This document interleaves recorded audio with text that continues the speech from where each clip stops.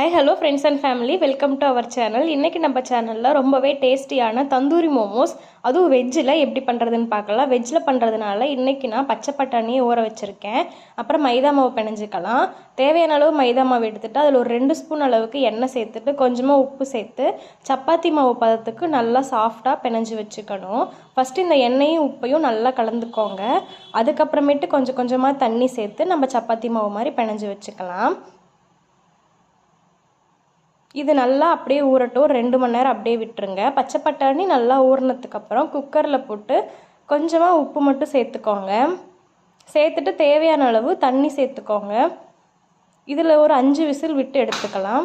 வேறு என்ன வெஜிடபிள்ஸ் வேணாலும் இதில் நம்ம சேர்த்துக்கலாம். நான் அன்னைக்கு கேரட்டு அப்புறமேட்டு கேபேஜு ஒரே ஒரு டொமேட்டோ மட்டும் எடுத்துக்கிட்டேன். இது எல்லாத்தையும் நல்லா ஃபைனாக சாப் பண்ணிக்கிட்டேன். இந்த மிஷினில் போட்டு சாப் பண்ணேன்.